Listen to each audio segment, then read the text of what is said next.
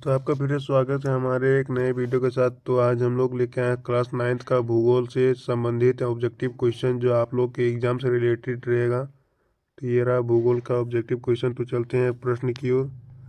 तो ये रहा हम लोग का पहला प्रश्न। उत्तरांचल, उत्तर प्रदेश, बिहार, पश्चिम बंगाल और सिक्किम की सीमाएं किस देश को छूती है? तो इसका आंसर हो जाएगा नेपाल। नेपाल को छूती है। अब चलते हैं दूसरा प्रश्न की ओर। तो ये रहा हम लोग का दूसरा प्रश्न।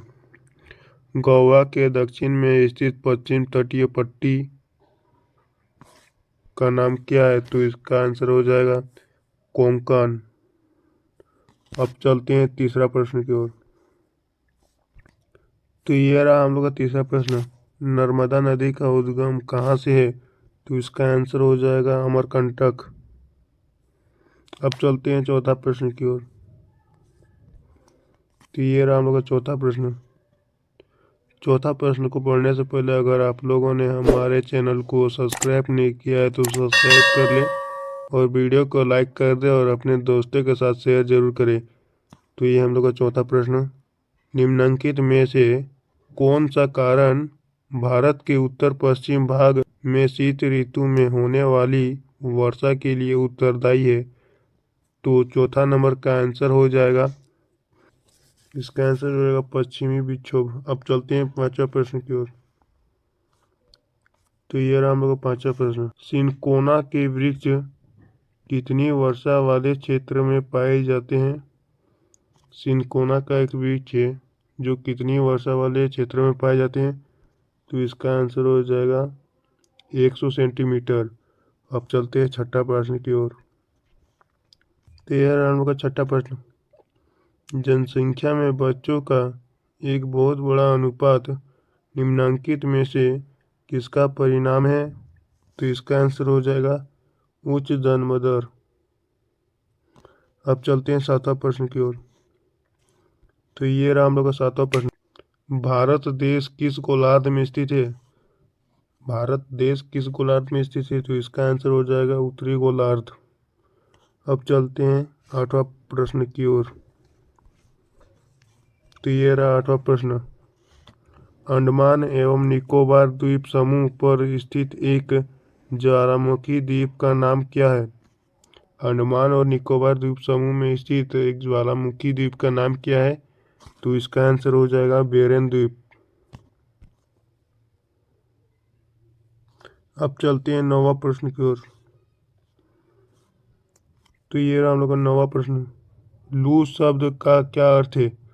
लू शब्द का क्या अर्थ है? तो लू शब्द का अर्थ है गर्म हवा। अब चलते हैं 10वां प्रश्न की ओर। तो ये रहा हम लोग का 10वां प्रश्न। नदी या धारा जो बड़ी नदी या झील में जाकर मिलती है कहलाती है सहायक नदियाँ। तो यह रहा हमारा पहला प्रश्न। 1789 ईस्वी में फ्रांस में क्रांति किसके शासनकाल में हुई? 1789 ईस्वी में फ्रांस में क्रांति किसके शासनकाल में हुई? तो इसका आंसर हो जाएगा सी नंबर, लुई 16वां। अब चलते हैं दूसरा प्रश्न की ओर। तो यह रहा हमारा दूसरा प्रश्न। फ्रांस में द्वितीय स्टेट के अमीर वर्ग को क्या कहा जाता था? तो द्वितीय स्टेट के अमीर वर्ग को कहा जाता था कुलीन वर्ग। तो इसका आंसर हो जाएगा बी नंबर। अब चलते हैं तीसरा प्रश्न की ओर। तो ये रहा हमारा तीसरा प्रश्न। किसी समुदाय को दूसरे समुदाय से अलग रखना क्या कहलाता है? किसी समुदाय को दूसरे समुदाय से अलग रखना क्या कहलाता है? तो इसका आंसर हो जाएगा ए नंबर, घेटो। अब चलते हैं चौथा प्रश्न। तो ये रहा हमारा चौथा प्रश्न।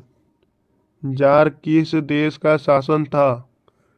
जार किस देश का शासन था? तो जार रूस का शासन था। चलते हैं पांचवा प्रश्न की ओर। तो ये रहा हमारा पांचवा प्रश्न। रूसी शासक जार निकोलस द्वितीय ने कब त्यागपत्र दिया? जार निकोलस द्वितीय ने कब त्यागपत्र दिया? तो इसका आंसर हो जाएगा बी नंबर 2 मार्च 1917। अब चलते हैं छठा प्रश्न की ओर। ये रहा हमारा छठा प्रश्न। युद्ध के मोर्चे पर सैनिकों के छिपने के लिए खोदे गए गड्ढे को कहते हैं? तो युद्ध में लड़ाई होती है तो उसमें गड्ढा खोदा जाता है तो उसे क्या कहते हैं? तो उसे इसका आंसर हो जाएगा ए नंबर खंदक कहते हैं। अब चलते हैं सातवां प्रश्न की ओर। तो ये रहा हमारा सातवां प्रश्न। संविधान सभा के अध्यक्ष कौन थे? संविधान सभा के अध्यक्ष कौन थे? तो इसका आंसर हो जाएगा सी नंबर डॉक्टर राजेंद्र प्रसाद। अब चलते हैं आठवां प्रश्न की ओर। ये रहा हमारा आठवां प्रश्न। वे स्थिति जब कीमतें बेहिसाब बढ़ जाती है तो कहलाती है? तो 8 नंबर का आंसर हो जाएगा ए नंबर। तो इसका आंसर हो जाएगा ए नंबर अति मुद्राफिक। अब चलते हैं नौवां प्रश्न की ओर। तो ये रहा हमारा नौवां प्रश्न। टाउन हॉल के सामने कितने लोग इकट्ठा हुए थे जिन्होंने जल सेना के गठन करने का निर्णय लिया था?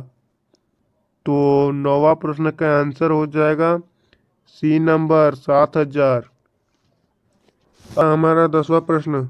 जर्मन मुद्रा को क्या कहा जाता है? तो जर्मन मुद्रा को मार्क कहा जाता है। इसका आंसर हो जाएगा बी नंबर। ऐसे ही वीडियो देखने के लिए हमारे चैनल को सब्सक्राइब करें और अपने दोस्तों के साथ शेयर जरूर करें और वीडियो को लाइक करना ना भूलें। हम लोग का 11वां प्रश्न। दोहरी शक्तियाँ किन देशों को कहा जाता है? दोहरी शक्तियाँ किन देशों को कहा जाता है? तो इसका आंसर हो जाएगा जर्मनी, जापान, इटली। तो इसका आंसर हो जाएगा बी नंबर। अब चलते हैं 12वां प्रश्न की ओर। तो ये हम लोग 12वां प्रश्न। लेनिन के बाद रूसी कम्युनिस्ट पार्टी का नेतृत्व किसने किया? लेनिन के बाद रूसी कम्युनिस्ट पार्टी का नेतृत्व किसने किया? तो 12 नंबर का आंसर हो जाएगा सी नंबर स्टालिन। अब चलते हैं 13वां प्रश्न की ओर। तो ये रहा हम लोग 13वां प्रश्न।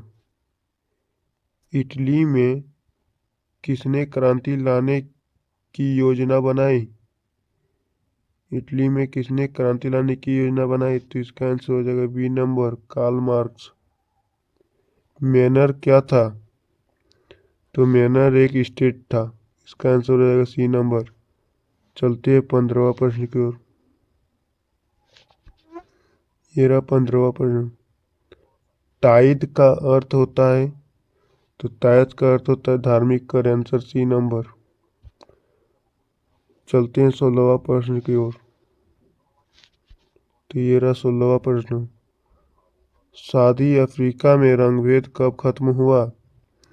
सऊदी अफ्रीका में रंगभेद कब खत्म हुआ? तो इसका आंसर हो जाएगा ए नंबर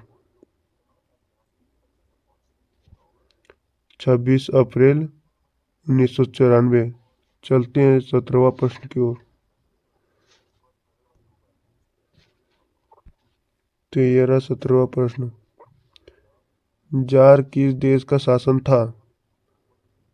जार किस देश का शासन था? तो जार रूस का शासन था। अब चलते हैं 18वां प्रश्न की ओर। 18वां प्रश्न। वह स्थिति जब कीमतें बेहिसाब बढ़ जाती है कहलाती है? तो इसका आंसर हो जाएगा ए नंबर अति मुद्रास्फीति। ये रहा 19वां प्रश्न।